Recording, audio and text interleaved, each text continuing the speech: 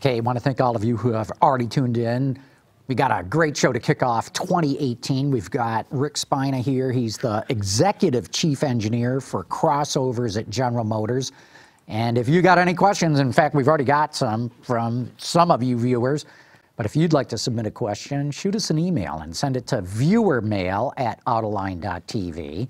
We'll also take the phone calls, and that number is up on the screen, 620-288-6546. And we're going to get going here in just a moment because we've got an action-packed show.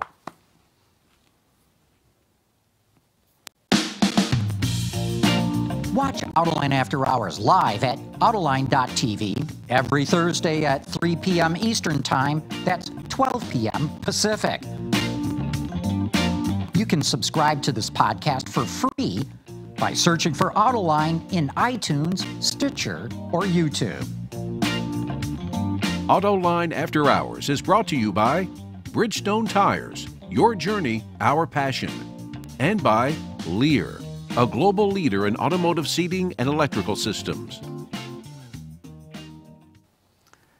Well, Gary, Happy New Year. Same to you. Gee, it's 2018, and I think it's like 18 below outside right now. It is. It's cold, but it's a great way to kick off the year, to get the show going again. Absolutely. And we got to tell everybody, James Ammon from Ward's Auto is here with us. Good to be here. Great to have you here in the studio with us. And of course, our special guest for today is Rick Spina. He's the Executive Chief Engineer for Crossovers at General Motors. And we even have a brand new Buick Enclave in the studio with us. Nice of us to bring that along. It was very nice of you guys to do that. It's as clean as you're going to see at minus 18. Yeah. Well, they detailed it here in the studio. That's why the floor of the studio is still kind of a mess. Oh, and it just always looks like that, right? I mean, Yeah. It's the invisible force field we're working on to throw salt and dirt away from the finish. That's Man, right. you guys are so advanced. It's an option package. Yeah, it's an option package. Not quite available yet. We'll let you know. So, Rick, here you got these full-size SUVs. Tell us about what's the breadth of this program, because there's multiple brands. Is there multiple manufacturing facilities? Yeah. Okay. Well, tell us about it. Okay, You fill in. I'll be happy to. So if we talk for a couple of minutes, Buick Enclave first. So the way to answer your question is Buick Enclave is just one assembly facility, and that's proudly built by the people in Lansing, Michigan. So that works out nicely on that one. But if you talk about the breadth of the family here of these the crossovers of sort of this family here, we do have kind of all the GM brands represented and produced in a couple different facilities. In this case, 2 here in the U.S. So Cadillac XT5 and the GMC Acadia, Chevy Traverse, Buick Enclave, all built here in the States, which works out nicely. And then we built them in China too. Yeah. The Cadillac, especially right now in China, and there's some more stuff coming. Yeah. So when did you start this program of redoing these vehicles? Generally, our programs take about 4 years, roughly, so to speak. So if you clock this thing back 4 years and change, which will quickly tell you, okay, so when I go back to the office here, I'm looking 4 years out, for what's coming on the next ones too. So we've got this sort of, I would say, interesting time horizon, because we've got the immediateness of today. What are we selling today? What's going down the line at Lansing right this minute as we speak? During the course of our conversations here, we'll build 30 of these things or so, roughly, right? So that's the immediacy of today versus what's going to happen tomorrow and next month. What do we have to be ready for? And then 4 or 5 years from now, what do we need to do on the next one? Man, it never stops. It doesn't, and that's kind of what makes it fascinating, right? It's a fun business. I sort of joke a bit, and forgive me for the digression, but the business model's like lemonade stand, right? I mean, you come up with a recipe, you taste it, you decide if it's okay, and you sell it, and you see how it works. But there's so many nuances and so many pieces of this, it gets a little more fascinating than lemonade, probably. I've never been in the lemonade business, but there's a lot to it. Well, Rick, I mean, the Enclave has been a very successful vehicle since day one. Yep. Okay, so when you guys were looking at, okay, we've got to do a new one. I mean, so what were the things that you took into consideration? I mean, was it a lot of benchmarking against other products out there? Was it listening to the customer? Was it both of those things? Was it neither of those things? No, something else? It was actually all of those things. So thanks for asking it that way. First of all, as you mentioned at the beginning of your question, the Enclave has been very successful for us with a very loyal follower, very loyal customer base. Now, because we've got sort of multiple entries in sort of this 3-row bigger than mid-size SUV, we're able to say, okay, let's keep our Enclave customers, our traditional ones, keep them very happy, make them happier. So let's do more of the same for them. Can I make sure it's luxurious? Can I make sure it's quiet? Can I make sure it meets all of my general expectations without being brash, if you will? My words, not official words, but that's what we did for that one. And you know, sculptural beauty really was a big deal when we first did the first Enclave, so we'll make sure this Enclave was the same. And when I say that, we also have the luxury, because we got the Buick brand and some other brands, we wouldn't necessarily have to dive, I'll say, way down into an area we might not want to take Buick. We can do that with some of the other entries. And also on the top end, same thing. So we try to say, what does our customer really like? Current customer, can we do more of that and do it better and on a more contemporary basis, right? By more contemporary, an example might be the fuel economy, right? We picked up fuel economy nearly 20% on this one over the old one, with fundamentally, well, actually a little bit bigger vehicle on the outside, a lot bigger vehicle on the inside, without giving up, actually gaining horsepower. So I hope that answered your question, but it was more of the same was our approach on this car. I always like that. Bigger, faster, better fuel economy. That's a pretty good formula. Welcome to the world of what engineers wish they could do all the time, right? And I think you got a little bump in power on it. We did. As well, which I noticed when I've test driven it. It's the previous 3.6 liter had to work pretty hard. Correct. You had it made into that 6-speed automatic. It had to work pretty hard to get the thing up and running, get it up and going from a stop. This one doesn't seem to work quite as hard. Thanks for noticing it. It's, you know, I'm really glad you said it. It's more horsepower, substantially more horsepower, a bit more torque, 9-speed transmission over 6-speed, like I mentioned, and the car's, what, 350, 360 pounds lighter, right? All those things are directionally correct for feeling better off the line. And also, you know, as things evolve, we get a little better on controls and calibrations and things like that, and that all goes into throttle feel. Now, does the Avenir trim, is that something that you as an engineer get involved in, or is that mainly design and marketing? Yes. So what's a fun way to say this? Design and design, marketing, whatever, always have a long list of things they wish we could do, right? And we can do almost anything, we just can't do everything. So we have to constantly decide where do we put the people and the money and the resources. So most of the Avenir was the idea of the marketing and design people, but as the engineering group, we have to say, yes, we can do that, and it makes sense to us. Because we do, it would be not fair of me to say it's all them that decides the content of the vehicle, because it's really a dance, it's a team effort. What content can we execute easily? What can we be sure we'll do very well? Because we don't want to take on anything we can't do very well. That said, the marketing design guy says, we want this Avenir, what can we get? And this is what we're able to do for them. And what the content of that, the Avenir trim line adds some exterior enhancements. Correct. And some mechanical enhancements as well as interior. Yeah, most of the mechanical enhancements you actually can get on the lower trim, but with the Avenir, we package it all together and say, you've got it all. Just about, there's only one option package available on that. And the CDC suspension is Avenir only on this car. But to your question, your point, the idea is, okay, I'm going to break Avenir out to be a little bit special, a little bit elite, package it that way, and that really is a marketing vision. And so far, it's working real well. In this Enclave, the percentage of Avenir penetration is quite high, so over 35%, I think. You mentioned that you've taken about 300 pounds out of this. We got a question from Michael Ma from San Francisco. He wants to know, how do you get your CUVs lighter without making them smaller? You made it bigger and you made it lighter. That's, if I knew you, I'd buy a cup of coffee for asking that question, because I've got an entire team of engineers and manufacturing guys that love to talk about this. The simple way I say this is we ask every engineer to pay a lot of attention to the mass or the weight of their parts. Lots and lots of attention. I know it sounds funny, but if you start saying it really matters, guys, and then you're willing to put some money on it, meaning, hey, guess what? That more expensive material really is more expensive, but it's worth the weight. Okay? You can put a value to the weight sometimes if you choose to. You can say it's, you know, whatever is $1 a pound or something like that. You can choose to. But inevitably, if you challenge a good engineer to come up with a better mousetrap, in this case, I'm going to measure the mousetrap in quality and cost and mass, right? They'll start doing it. Now, to get more specific, we took across all our crossovers, we've taken more of an approach that says everybody in for mass and everybody in on different kinds of materials. So in some cases, we'll use traditional steel, especially on the outside of the body, where we've got to have great formability. In other cases, we'll use more difficult to manufacture, but really nice, super strong, more exotic steels. A little more expensive, harder to manufacture, more cost, but that gets you mass. So it's very customized, piece by piece. While I'm on the mass thing, I will also tell you that because crossover customers value space. They value space more than size, right? It's that interior space you get. That's what sets you apart. You then say, well, if I could be very, very mass efficient, I can also be very space efficient or size efficient in my structure. Like think of the column of a building, right? I can have a column this big or a column this big that's load based. Our columns are the same way. If I can use a better material, I can get that section smaller. I get the section smaller, there's more room for your stuff.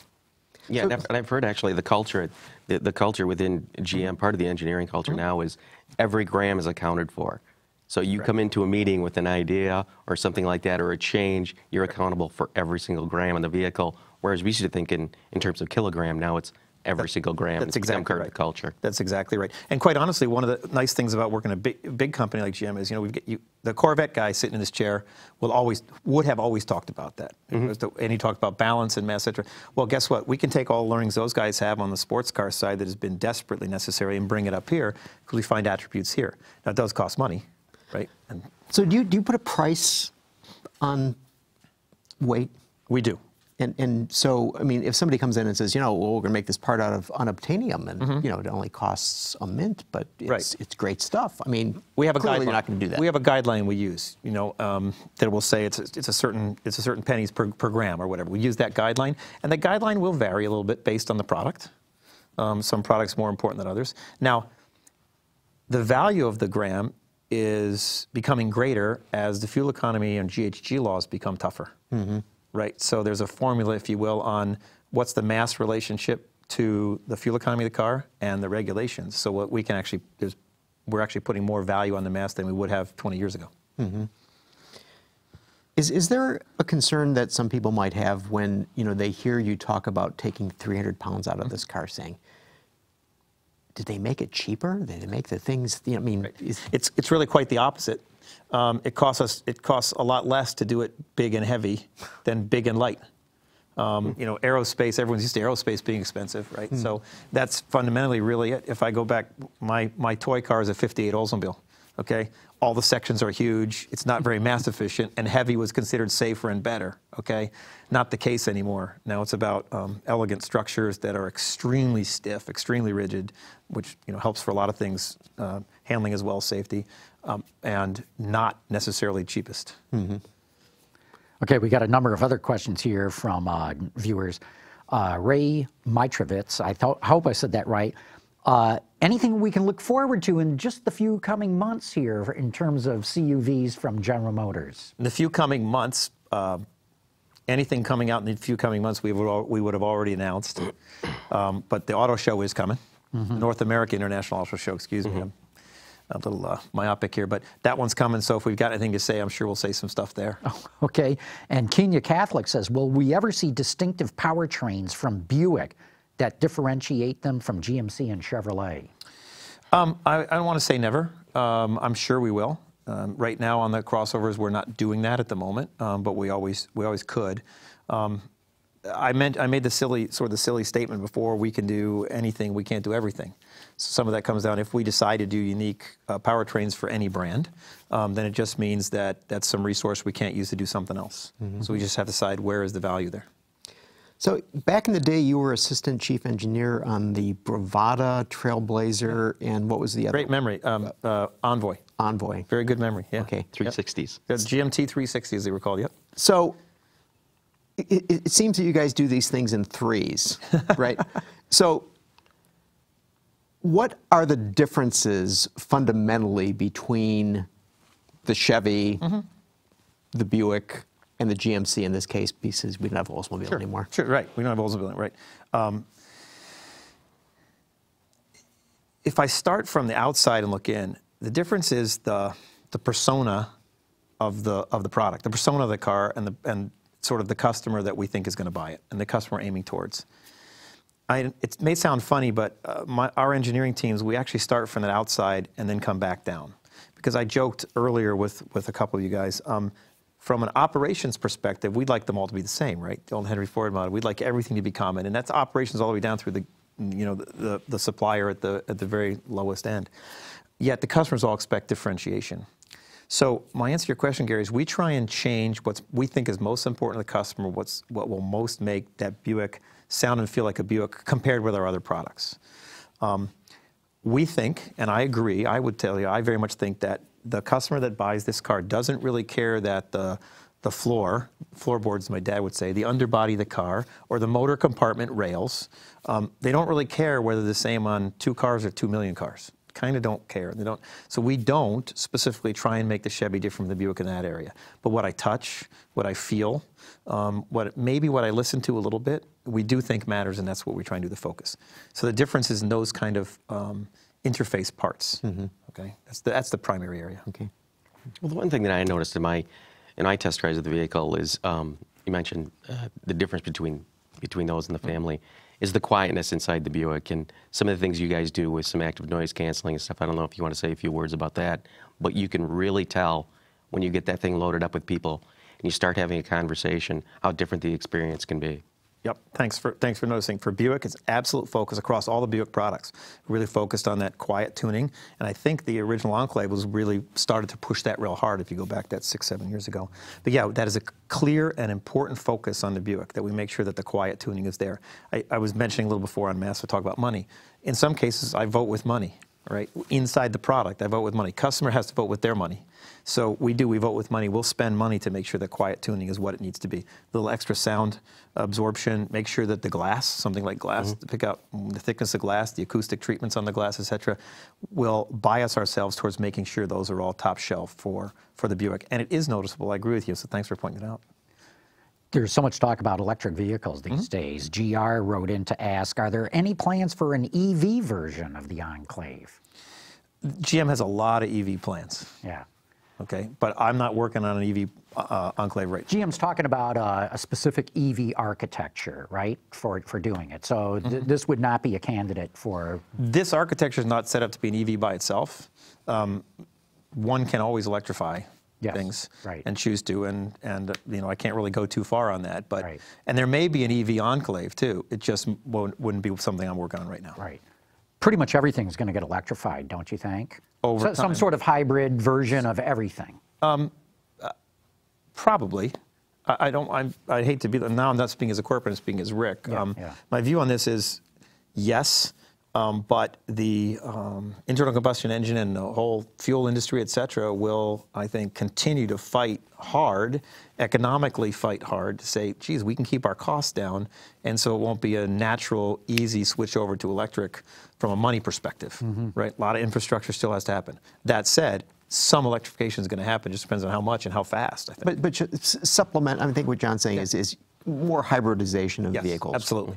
For sure. Just That's relatively easy to do, right? Yeah, right. It's relatively easy. It's not, you know, it's not inventing anything completely new now. It's just application of known technologies, and it very much gets back to, you know, sort of my theme. I didn't mean to be, but my theme is where we spend our dollars. Yeah.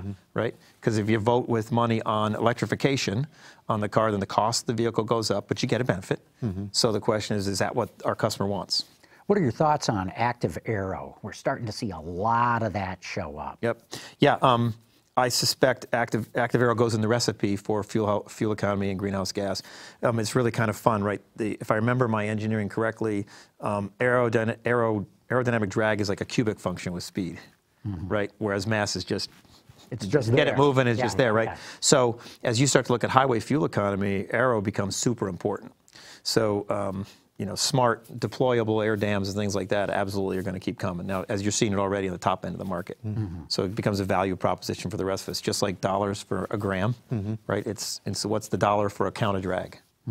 So your job takes you all CUV, so not just I've got compact larger than midsize. Yep, I've got the C segment and D segment. Okay. And so, you know, across the board, I mean, every OEM in the world is making vehicles in this category. And I mean, and consumers seem to be snapping them up. Okay, so, I mean, what are the things that you consider to make your vehicle the one that people prefer, the one that people seek out, the people want? There's not a single item. Crossovers are absolutely still want to be the Swiss Army knife for most people. They really do. It depends, you know, if I work on the extreme luxe, it's a little different. right, than the more pedestrian kind of products. But for sure, it wants to be the Swiss Army knife. So it's kind of funny, but the Karate Kid, you know, the single kick at the end, right? The Seahawk, or the seagull stance, that's what I was looking for, seagull stance. We joke a little bit on the team, but that's kind of what we keep trying to go for. How can we be right down the middle for everybody? Certain things matter a lot, matter more than others, but for sure, how am I down the middle? To more pointedly answer your question, if I look at, let's say, Chevrolet, right, on Equinox and Traverse, the big two there, I want to make sure I'm not disappointing anybody. I can't, by disappointing, I mean, you have to have somewhere to plug in your phone, right? You have to have somewhere to put your water bottle, right? They expect these things. And of course, the car has to start at -15, right? But I can't let anybody down. Now, if I was working on a $100,000 crossover, okay, I have to go way beyond not disappointing people. I have to excite you a lot in some certain aspects. So if you take what I just said and you piece that down, if I'm talking about an XT5 on my team versus an Equinox, I'll have a slightly different view on just making sure I don't disappoint versus exciting and delighting. James asked about the Buick and the quiet tuning on the Buick. We see that as an exciter or a delighter, right? It's extra quiet, and I relish the fact that I bought the Buick and it is extra quiet. And that to me, and I don't know if this is an observation or a question, but that to me seems to be the big thing that's confronting people, especially from a styling perspective. You know, I know we're talking engineering here, but we'll do our competitions, you know, awards, 10 best engines or 10 best interiors or 10 best UX, and I'll go out in the parking garage to the vehicle that I'm going to drive for that night, and I'll look, and they all look the same, and I have to hit the key fob to figure out which CUV I'm taking home. So you have that real big challenge there in the middle of the market of trying to differentiate these vehicles, and it's very hard when it's that same two-box design. Yep. It is a fashion business, you know, a technical fashion and aesthetic fashion. I would tell you that I think we're really fortunate at GM because we've got some really great styling people, and they all come to GM and relish the idea that they've got these different brands to work with. So Buick has been really fortunate, very expressive, and I would be really surprised if hitting the bipper for your Buicks, you know, for our Buick was the same as some of the others, but yes, that is clearly an important differentiator. If there's only a certain chunk of the auto market in North America that is okay with, meaning they don't care what it looks like. There's only a certain kind of buyer that doesn't care, and we know who you know, we sort of understand those people too. They're very, you know, they're very straightforward, practical, pragmatic more people, and there's others that want to have the passion, the visual passion for the car, the aesthetic. I want it to look really nice when I walk up to it. I want to make a statement about who I am, those kinds of things. We've got a number of other quick questions here. So Ray wants to know, what are you driving daily?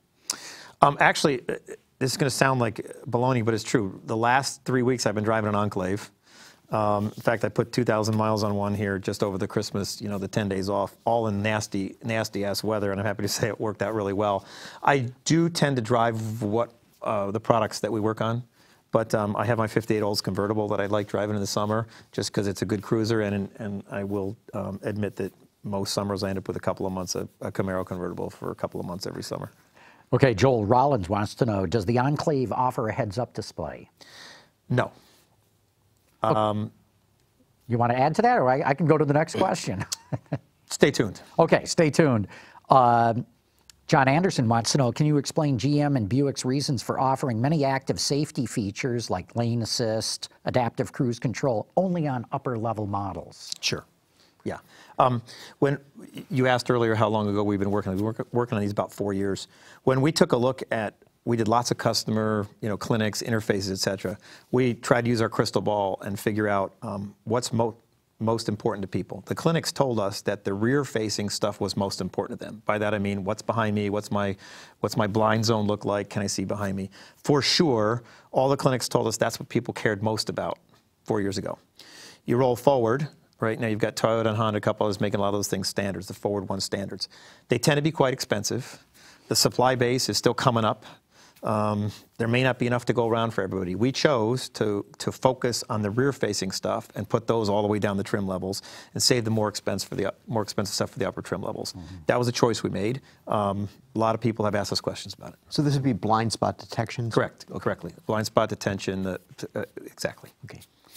Alexander Karabitsis wants a clarification. Are the Enclave and Traverse categorized as 7-passenger D-segment crossovers or E-segment? They're classified as D-segment from all I know, that the very upper end of the midsize or D-segment, from everything I'm aware of. There are some 8-passenger variants too, but you get into these blurry things. I mean, I find it interesting that the midsize SUV segment is 2 rows and 3 rows with no differentiation in between. We know for sure the customers care a lot about the differences.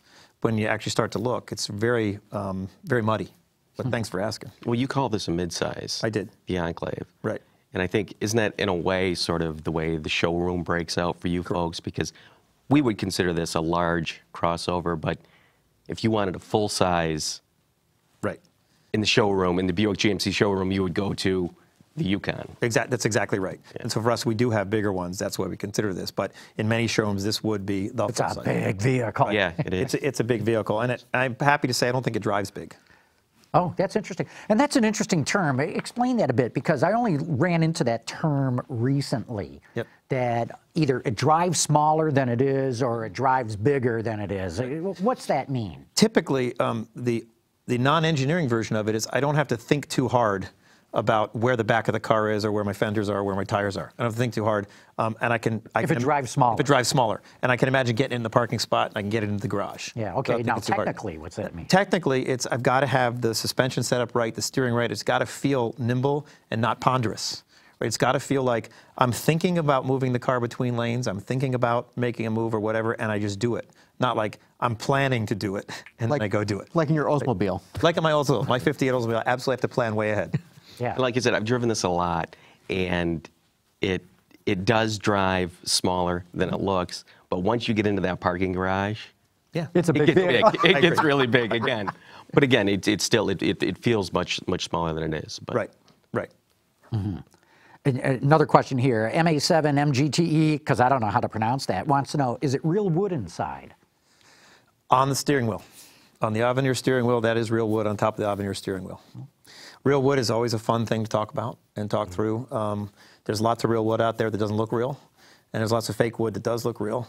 And I'll leave it at that. But some of our products have real wood and some don't, and we think through every aspect of that when we do it.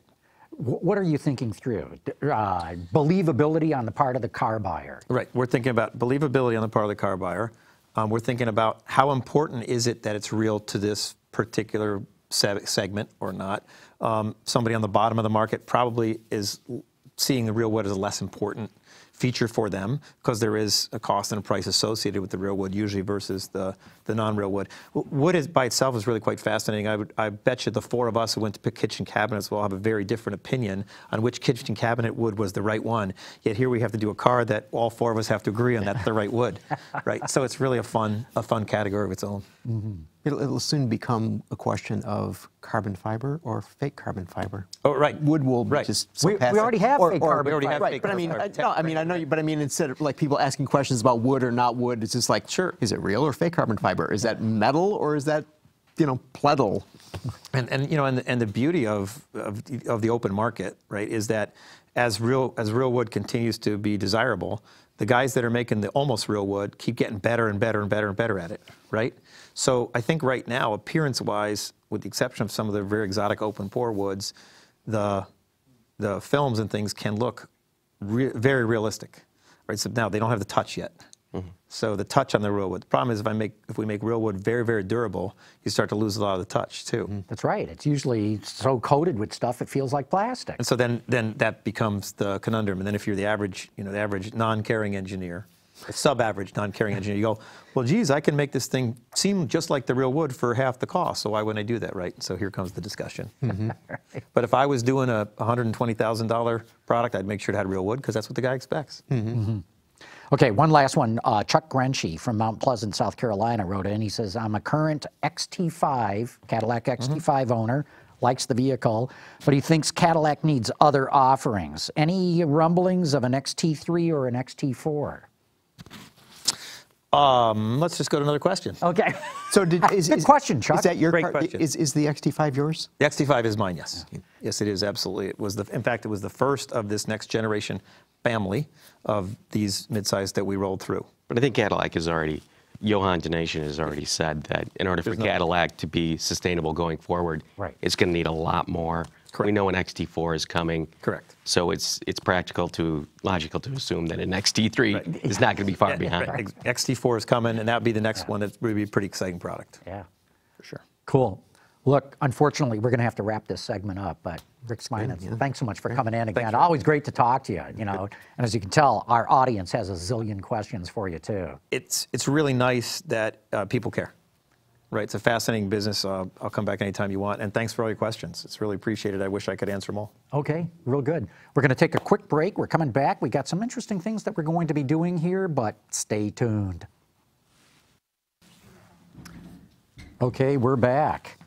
And very interesting. Yeah. Boy, these crossovers have been red hot. James, you were saying sales really exploded last month. Yeah, you know, according to Ward's Auto Data. The Geez, why don't you put another plug in there? Is it Ward's? Is that Ward's Auto Data? Shameless, isn't it? Yeah, it's, what, 65% truck last year. That includes crossovers. And that's a big reason that number is so high is because of the crossovers. 68% for December. Yeah. So, yeah, the market is flocking to CUVs, to crossovers. And we're going to get into the sales numbers more in a minute, but right now we're going to try to phone in somebody who's been on the show before, Diane Fils-Schneider, who, Gary, you'll remember because she pretty much runs the Concours d'Elegance at St. John's here in the Detroit area. But she's on this thing called the DriveHome, where they're driving classic cars from, I think, in Florida to the Detroit show, and she's en route right now. So I'm going to see if I can call her in, and we'll get a report of what the heck they're doing. And in fact, last year, during the North American International Auto Show in Detroit, we had a guy who had driven to Detroit on the show from the DriveHome. Yeah. So what was he driving? Do you recall? No. Diane Schneider. Hey, Diane, John McElroy. Hi, John. How you doing? Doing great, thanks. I'm in sunny Florida. Sunny Florida. Jeez. It's sunny here, too. Well, you're live on Autoline After Hours right now, and we'd let the audience know that you're involved in something called the DriveHome. Tell us what it's about and what you're driving. Well, the DriveHome is a collaboration between America's Automotive Trust and the North American International Auto Show. It's DriveHome 3, Driving the Future. What we're on is a 10-day road rally. It started yesterday in Boca Raton, Florida. It ends on the 12th at the North American International Auto Show, where all the cars that are involved will be on display. That is so cool. All right, so what are you driving? Well, I'm really thrilled that today I've been piloting a 1959 Cadillac Coupe de Ville. And I'm sharing the driving with a couple of young guys from Kettering University. The car belongs to Kettering. It was gifted to them by a Professor Reg Bell, who worked for 50 years consecutively as a professor at Kettering. And when he passed away, he gifted the car to Kettering University. So it's awesome. Diane, this is Gary Vasilash. So are you driving, or are these young guys doing the driving for you? Am I what? Yeah, are you, Gary wants to know, are you doing the driving or are the young guys driving for you? No, I drove for a while today, Michael drove for a while today, and now Kip Darcy is at the wheel, so we take turns. And how many cars are in this whole peloton, as it were? There are 6 vintage vehicles and 1 motorcycle. And also we have a 1928 GMC Terrain support vehicle. But we have a 2014 Triumph motorcycle, a Thruxton, that's in our convoy. We have a 1972 Chevrolet El Camino. We have a 1969 Camaro, and a really cool vehicle, a 1962 International Travelette that's owned by Haggerty Insurance, a 59 Plymouth Fury, and then we have a 59 Chrysler 300 from the Nicola Bulgari Center. So it's really, really a cool convoy. Well, you better tell the motorcycle, or better not tell the motorcycle guy that it's 8 degrees here in Detroit. I think he's going to want to turn around when you hit the Georgia border. Well, we've been watching the weather pretty closely because we're driving 2,200 miles total, and our travels will take us to Birmingham, Alabama, to Greenville, South Carolina, Mooresville, North Carolina, Nashville, Cincinnati. So we're prepared for bad weather as much as we can be. Thanks to our sponsor, Michelin, we're running some great Defender tires on our car. Shell's been great. They're providing us with our fuel.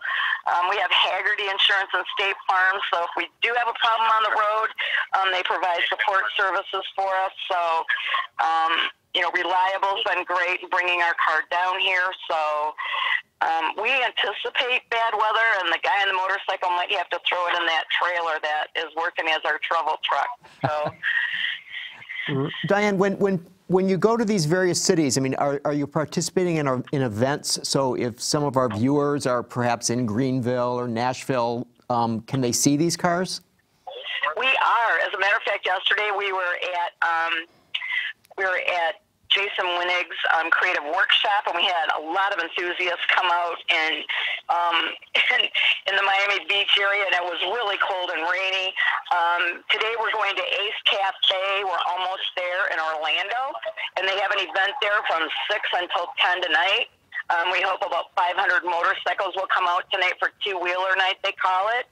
So come on out to Orlando if you're around. We're going to Barber Motorsports on the 6th on Saturday. We have cars and cocoa, and people will be able to take their cars out on the track for a nominal fee and meet all of us drivers. We're going to Hendrick Motorsports, Casa de Monte Cristo in Nashville. We'll be at the Corvette Museum in Bowling Green. So please come on out. And then when we arrive in Detroit, we'll be at Lincoln of Troy on January 12th. That's a Friday, and we'd love to have as many enthusiasts come out. We're going to do a Woodward Dream Cruise down to Cobo Hall. So anybody that can join us, come on and join us. Well, that's great. Hey, Diane, thanks so much for this update, and it's great to be able to connect with you on the show live. Thanks, John, and we hope to see you at the Concord Elegance of America in July, and keep warm. Okay, we'll do that. Thanks. All right, take care. Thanks. Bye-bye. She's lucky. She gets to ride in a classic car on a road trip like this with 2 engineers in the back. Yeah, right. I mean, anything happens, she's covered. And free snow tires and fuel and insurance and all that stuff. That's the way to do it. Mm-hmm. So, Mr. So we're going to take a break and then do... No. Let's just go. No, we'll have another break coming up, and then we'll do Dr. Data, but we got to get into some of the news that you wanted to get into. Okay. Well, let's see here. All right. So I was looking around, and I was very surprised that there's a Japanese telecommunications company called Softbank. Yeah, I've heard the name, but I know nothing about it. I mean, it's a telecommunications company. I mean, you can get your phone service if you're in Japan through this operation, and the company just invested in Uber and basically took a 15% position in it. How much money was involved? Did they say? It's in here somewhere. That would give a new valuation on Uber. $7.7 billion in Uber. Yow! Okay, so I looked into this. It has $4 billion in NVIDIA, which makes the chips that are being used by many companies to do autonomous driving. That's less than 5% of Uber. It has it purchased ARM Holdings, which makes chips and processors, for $31 billion. It has invested $159 million, not billion, the others are billion, this is million, in Nauto, which makes cameras and analytics, $164 million in Mapbox, which makes mapping and navigation. It invested billions in Didi Chuxing, and those two invested. Didi is the Uber of China. Uber of China, and those two companies, so SoftBank and Didi, invested $2 billion in Singapore-based transportation and mobile payment company Grab Taxi, and it has nearly 84% of Sprint, the U.S. telco company. So I'm looking at this and I'm thinking, These guys got a lot of money. Yeah. But they've got a lot of money in autonomous capability. Yeah. And it just struck me as being so odd. I mean, it would be like if AT&T or, you know, some other, you know, nominally phone company was investing this kind of money. So, you know, we think of Continental and Bosch and companies like this investing all this cash, but here's this company that is hugely investing in you know, the future of mobility, and it just seems very curious to me that they would be doing that. That is amazing. Industries no longer reside in silos. It's all becoming woven together. That's a great point. It's amazing. Hey, you know, speaking of Japan and Japanese, we should mention Kenichi Yamamoto just died. He was this great executive at Mazda, started as an engineer. In fact, they credit him as being the father of the Wankel engine at Mazda. He later became president of the company. Very early, or a whole lot earlier in my career when I ran Automotive Industries magazine, we always had this Executive of the Year award that we would give and have a big luncheon and invite people from all throughout the industry, and it was a big deal at the Detroit Athletic Club and the like. When I was made editor in 1985, and I decided then that, hey, all we've ever done in the history of the magazine, which goes back to 1895, is nominate executives from GM, Ford, or Chrysler. So I thought, as the new editor, we got to break the mold, and we decided we were going to make Kenichi Yamamoto the man of the year. And man, I thought it was the right thing to do. Mazda was red hot. They had just announced they were going to build an assembly plant in Michigan. But wow, did that cause a major controversy in the company and amongst all our advertisers. So they're going to run you out of town on a rail? They wanted to run me out of town on tar and feather me first and put a match to it and then run me out of town. But no, we literally had suppliers telling us, geez, if you're going to name a Japanese executive as the executive of the year, I don't think I can advertise in a magazine like that. Now, that was all a bunch of threats. Nobody ever pulled their advertising. But I got to know Yamamoto kind of well in a way because I had to do interviews with them, coordinate a lot with their people. The guy was terrific. And I think Mazda has never been as strong as when he was running the company. And like I said, this goes back into the 1980s, but he just died at, I can't remember offhand, like 93, 94 years old, something like that. But the industry just lost a good one. You know, Well, the Wankel engine was the it thing for a long time. It was. And it continues to be, you know, great power. Very compact package. Very compact, and so revolutionary in terms of engineering. Yeah. Except it didn't work very well. There's some problems with emissions and oil and things like that. Yeah, you know, it's fantastic. You drive one and you realize what the attraction was. Yeah. No, but Gary's right, early on. You own one and you're saying, oh my God. Yeah. No, they had horrific oil burning problems. They couldn't get the tips of the rotors right. They finally got that all ironed out. But you're right, even though it's a very smooth and high revving engine and very compact, not as fuel efficient as a piston engine. It's interesting how much time and money was spent on trying to develop that, to perfect that technology. General Motors. Right. Even Rick was GM. just here. They spent a lot of time on that. That's right. In fact, Mazda, even at one point, was going to do a hydrogen-fueled version of the rotary because they said it was so much more efficient than trying to make a piston engine run on hydrogen. Yeah, I mean that's an interesting thing. The whole notion of using internal combustion engines, whether it's a piston or Wankel engine. I remember Bob Stempel, the former chairman of General Motors, and he had been elevated to that position after he'd been the vice president of engineering. So he was a hardcore engineer guy. Right? And I remember talking to him, and he was saying, yeah, you know, we have all these internal combustion engines, and we turn them to hydrogen, it wouldn't be a problem at all. And it's just like, you know, just need some seals and valves, and you're good to go. And somehow we haven't seen these, have we? It hasn't worked out very well.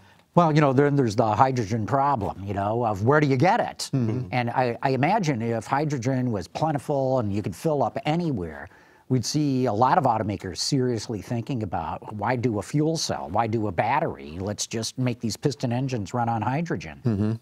Because they have all the installed capacity to make all of these engines. And so... I don't know, you drive one and they're pretty good. they're getting really good at them now. Hyundai definitely has a. You mean fuel cells? Yeah, right. very good one out on the market. Obviously, that's not a piston engine. Honda and Toyota too. But right. The idea of hydrogen and at least the technology is coming along. The infrastructure. Is, Once we're able to mine the sun, it's just full of hydrogen. yes. Hey, let's take another quick break, and because we got to give a shout out to our friends at Lear, but then we got Dr. Data making an appearance. Lear Connexus offers a parental controls application with geofencing that sends notifications regarding driving behavior and location, including curfew alerts, acceleration alerts, and speed alerts, all delivered to a smartphone application that includes vehicle location, driver notifications, and a report card of driving history, including notifications when predefined geographic boundaries are crossed. For more information, visit Lear.com.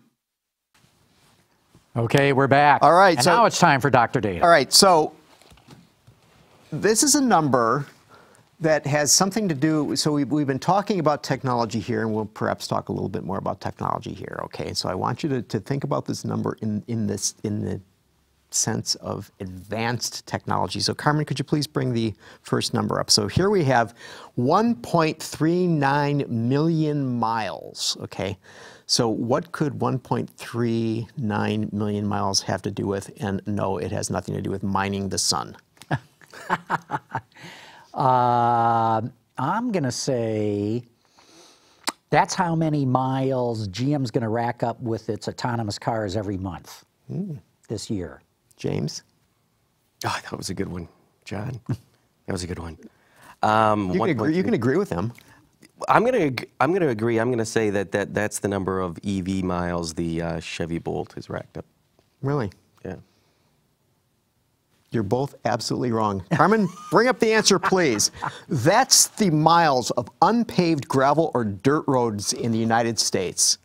Now, that's basically a third of all of the roads in the United States, which is 4.07 million miles. And this is according to the American Road and Transportation Builders Association. So these guys are interested in building roads. So here's the thing that I wonder about. We talk about autonomous vehicles. We talk about hydrogen vehicles. And a third of the roads are gravel. I like gravel roads. But, okay, but think about your autonomous vehicle that has cameras and all manner of sensors. They're gravel roads. Yeah. So the gravel will be kicked up, so you got to put all those sensors behind some protective glass. Yeah. Well, in the automotive, And then the glass will get dirty.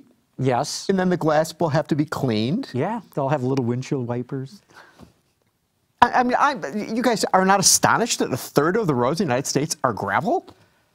Well, miles. Yeah. Because, you know, you get out into the Southwest and there's roads that go on and on and on and on that are just little dirt track paths. And I'm telling you, in this area, driving around here, and I grew up in this area, which also, it used to be all rural. Right. It used to be all dirt roads around here. Boy, it's hard to find a dirt road and anymore. as bad as the roads are, the paved ones, you'd think they actually are gravel around here.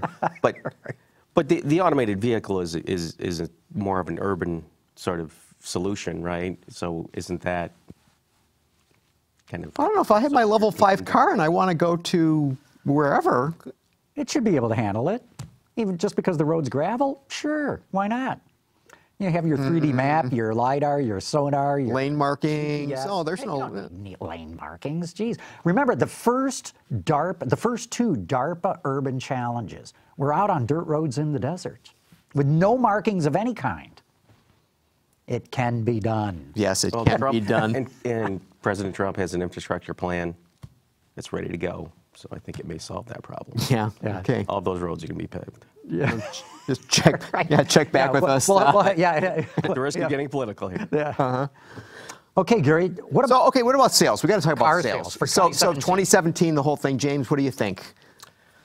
Well, obviously another spectacular year. What have we had? 17.1 for the SAR. So another great year. Sales, obviously, we've been tracking that. They've plateaued.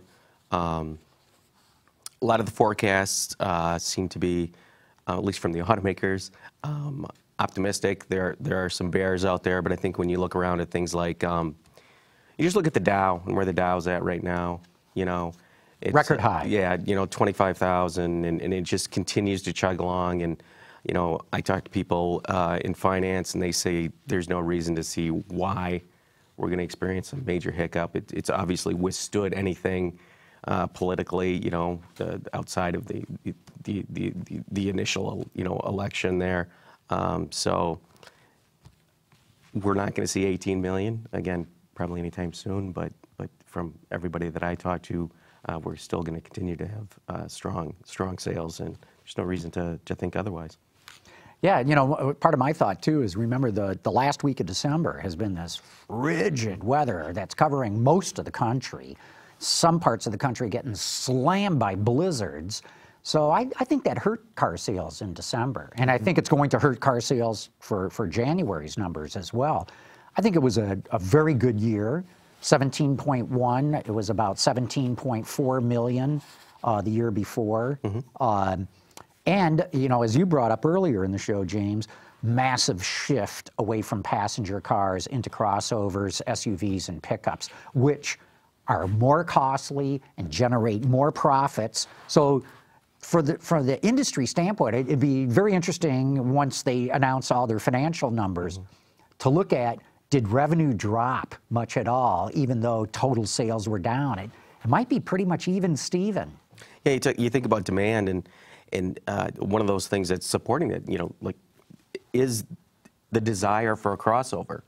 People want a new car, so don't ever discount. You know, you talked about the consumer resiliency. There's a snowstorm or something, they're going to come back into the showroom. You know, if there is some sort of hiccup to the economy or something like that, it's a postponement of a sale. But yeah, people want the crossover, so that's going to help support sales too. Is they want the newest, greatest thing. That's our psyche. That's the way we're dialed in. Right. You know, it's interesting, just looking at a number which sort of surprises me is, you know, you talk about crossovers, and I mean, this is a real data point that Camry sold, which the perennial best-selling car, and it is the best-selling car again, but within the Toyota lineup, so it sold 387,081 units for calendar year 2017, but Toyota sold 407,594 RAV4s. Yeah. So here we have, I mean, and that's a pretty considerable delta between those two numbers. I mean, it is. so. And remember, that Camry number is down nearly 100,000 units from a decade ago. Yeah. So even though the Camry is the best-selling passenger car, it's down nearly 100,000 units from a decade ago. So it shows that even the best-selling passenger car is really getting it kicked in the teeth, right. You know, with this move to crossovers. And new this year. And brand new this year, right. So there would undoubtedly be some effect in terms of selling out the old model and bringing in the new model. So that was interesting. The other thing that really surprised me when I was looking at the numbers is how well Infiniti is doing. They passed Cadillac in total sales, didn't they? It was close. That was my first reaction to when I saw that number. But I mean, so the Cadillac total is 156,440, and Infiniti came at 153,415. So about 3,000 just less. a smidge less. But Cadillac sales for the year, in December. They were down 28.6% in December. For the year, they're down 8%. Okay, yeah.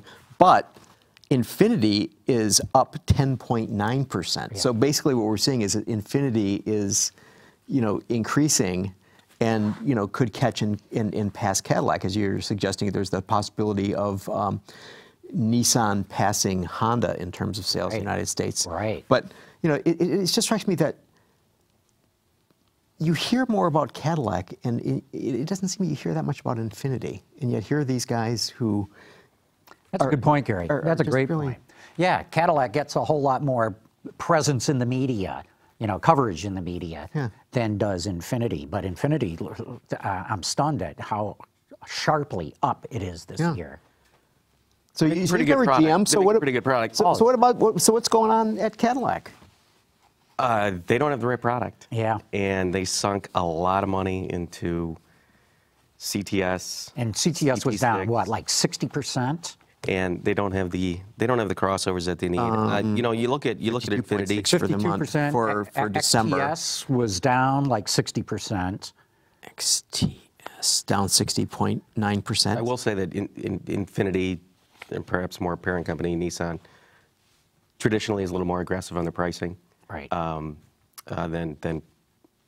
nearly any other manufacturer in the U.S. But yeah, Cadillac's suck and win. They need to get those. They need to get those XT3 and crossovers in there. XT4s. Yeah, post haste. Is that going to make a significant difference, or is it going to make enough difference? In the U.S., I think it'll make a difference in the U.S. Yes, I think it will. I think when you look at Cadillac, I think you need to look at Cadillac from a global perspective more than perhaps any other brand, not any other luxury brand, but than a lot of brands that maybe in Infiniti, because their play is very much a global one, but still predicated on getting those small crossovers into their lineup. Yeah, no. China, I think they were up like 20% for the year, so they're going gangbusters in China. But yeah, December was a disaster for Cadillac. Well, the thing is that Johan de Nysschen had been at Audi, but he'd been at Infiniti too, come to think of it. Yeah, so he went. Right, yeah. He left Infiniti. He left Infiniti to go to Cadillac. He left Audi, went to Infiniti, and you look at the Audi numbers. I mean, so bang up here. So for their total sales, 226,511. That's up 7.8%. And I mean, so when I hear people talking about how Cadillac will have these smaller vehicles, I'm thinking, well, there's companies like Audi that have them now, and they're just doing great. Why would people suddenly want to say, oh, I want to go buy the Cadillac version? I don't understand that. Nobody seems to be talking about these Germans that are still hammering it out. Yeah, that's up to the marketers to persuade them to get over it. That's what they get paid for. And yeah, well, remember... build a good product, build a really good product, market it properly. Look, Cadillac got rid of their head of sales here. Ellinghaus, wasn't that the guy's name? Uwe Ellinghaus? Or am I mixing up names? Uwe's head of marketing? Was. He's no longer there. So I think that's indicative. And BMW also broomed out, or they kicked their North American CEO upstairs, as they say. He's since left the company and brought in a new guy, because they had a tough year for most of the year, although they really turned it around the last couple of months. Yeah, they did fine in the month of December. They were up 4.3%, but they're down 2.4% for the year. And there's just a lot of red ink that goes right across the board in terms of what BMW's up to. I mean, Mini, holy moly, down 9.5%. And I mean, and their numbers are puny as it is. I mean, it's just like, wow, how can you possibly afford to keep something like that going? I don't get it. Well, speaking of that, and we've got some questions here too. Model 3. Ron Paris wants to know, he says, if Tesla delivered over 2,400 Model 3s in Q4, why have I never seen a published road test of this product? Didn't Motor Trend write up? Motor Trend did have some sort of write-up, but I don't think they got the car from... No, I think they did. I think that there was... Oh, they got one. Yeah, there was big controversy because it was like Motor Trend was so adaptive and accommodating.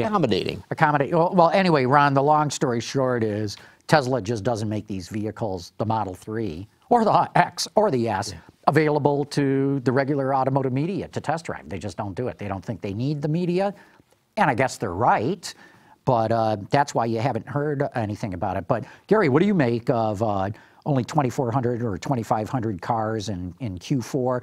They just announced this week, Tesla did, that they're pushing back when they're going to hit line speed yet again. They had said they'd hit line speed at the end of this quarter. Now they're saying, oh, guess what? Now it's going to be the end of the second quarter. Well, this is the official word.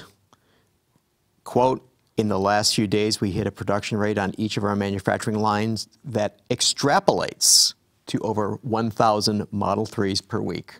So if you just do it on paper, they're in brilliant shape. It doesn't matter. There'll be no problem. But the production hell is gone. Yeah, that's more of their spin, because 1,000 a week, they should be at 5,000 a week. And that's the first iteration, right? By this point, if you go back 2 years ago, right now they'd be making 10,000 a week. All right, the official word, we intend to achieve the 5,000 per week milestone by the end of Q2. I bet it doesn't happen. I bet it doesn't happen either. I think what they're going to do is for 1 week, they're going to hoard a bunch of parts, and then they're going to build 5,000 for that 1 week, and they're going to say, hey, we hit a 5,000 a week rate. No, they'll extrapolate and say that they could make 25,000 in a week, given their extrapolation. Right. I think they need to stop putting targets on their production. I know people want to see that. I don't think that Wall Street really cares about their production targets. I think the concern with if there's any concern with Tesla, I think it's more based upon other automakers or new startups, disruptors affecting their business, because Tesla has had the corner of this market and been the darling of the market, and the market is going to evolve and start to really put a challenge to Tesla, and that's the risk. That's the risk to Tesla. All right, so you're saying that Tesla's concerned that others are going to eat its lunch, or the regular automakers are concerned that there'll be Tesla eating part of their lunch and the new entrants eating their breakfast and dinner? I don't think Elon Musk is worried about it. I don't think he's worried about anything. Right. No, I'm just looking from a perspective if you're looking at a company and you're looking at a company that continually does not hit its targets, you need to shut somebody up, first of all, and stop making targets. And second of all, let's look at what really is that a risk to Tesla's business. And if you look at how Wall Street has interpreted it, virtually every banker has said, we don't really care, because if their stock takes a little hiccup, it always bounces back. And so what I say is, you look at it as a company, I think the risk to them, yeah, they missed another one. Nobody really cares. Right. You know, what they need to be worried about is this growing competition that is encroaching on what has been they have owned the EV segment. See, but I look at this, so BMW sold 6,276 i3s in calendar year 2017. The Chevy Bolt, on the other hand, 23,297. Okay, so it almost strikes me that you have the traditional,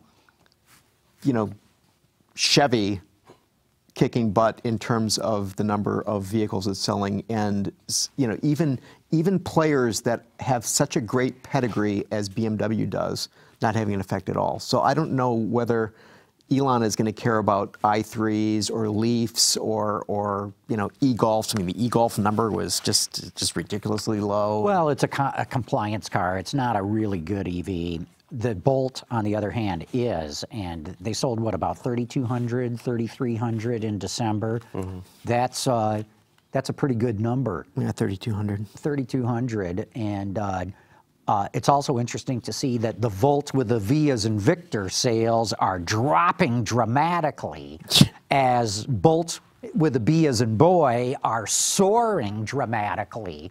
And it looks to me like that's part of what's happening here right now. Almost definitely. People are coming out of their plug-in hybrids and saying, okay, here's a battery electric that's ready for prime time, at least for me, and I'm buying it.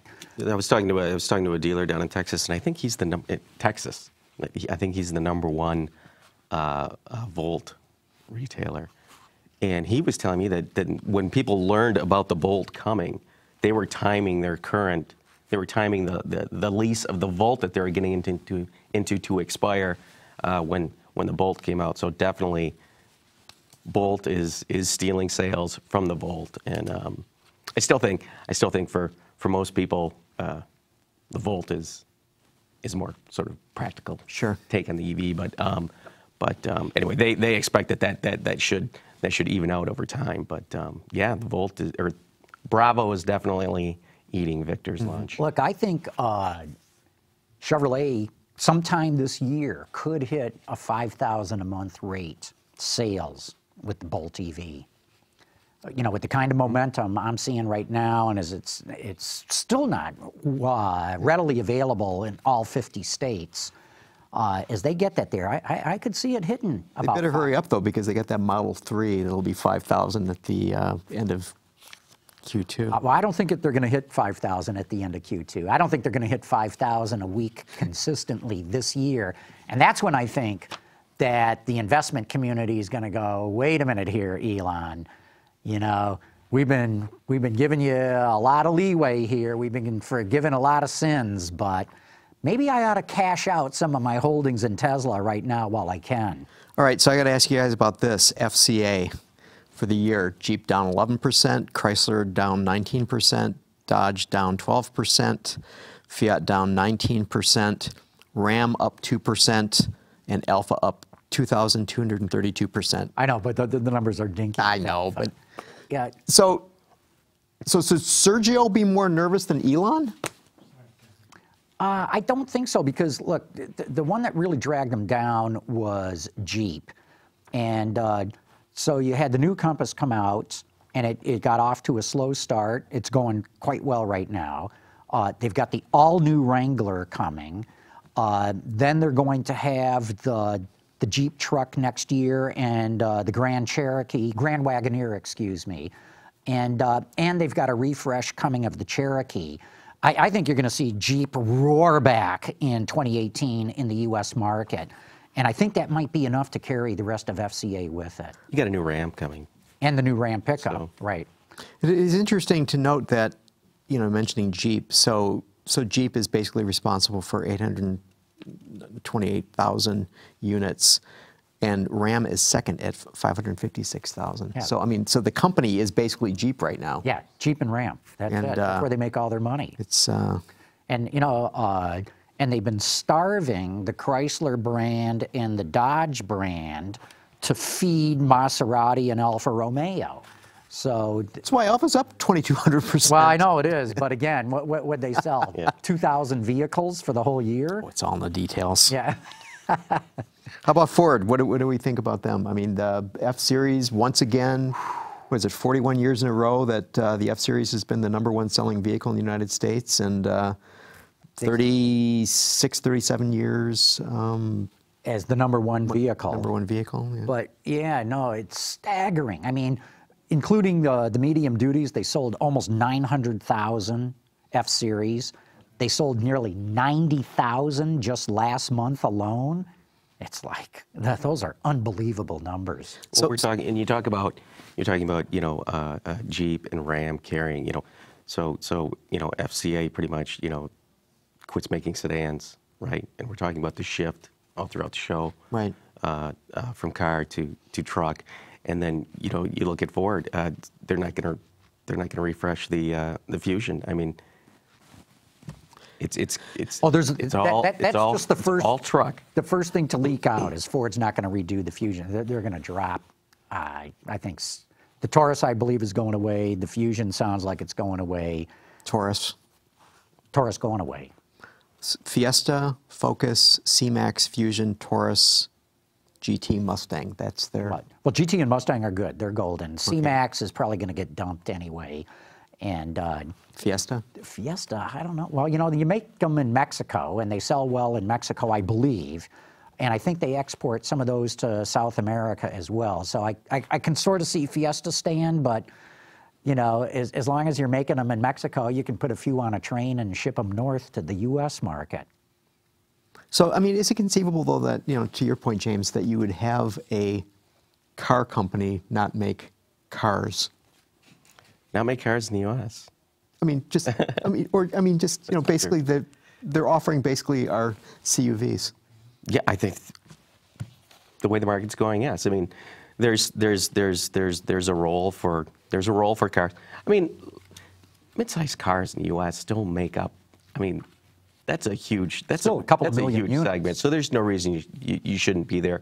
But do you need the Impala and the Malibu? You know, obviously Impala's going away. You know, you don't need all these different vehicles. You do need something entry for somebody to get in. You do need, you know, I think an Econobox.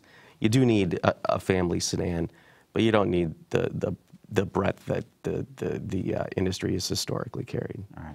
Well, I mean, for the year, I mean, in General Motors, the only division that was up for the year is GMC.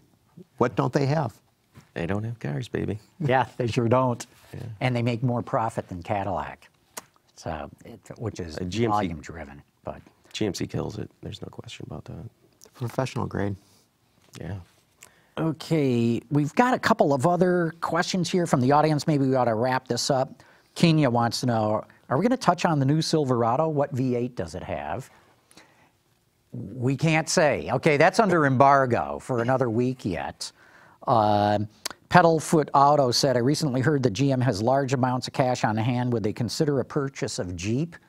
You bet they would, right? But would they sell it? Going to sell it.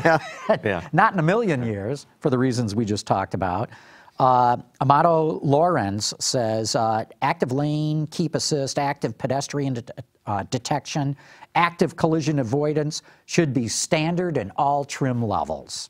Safety should be more important than profit. Well, I mean, and as Rick mentioned, I mean, companies like Toyota and Honda are beginning to make these packages, you know, right across the board and making it standard. And I think as time goes forward, they're going to be.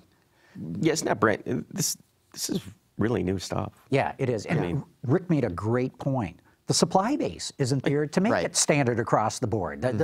You couldn't do it if you wanted to. Right. But to your point, Gary, yeah, give it a couple of years, it'll be across the board on just about everything. I can agree with him too, because once you get in a car that does have all that, you know, we test drive these, right, and that's great stuff.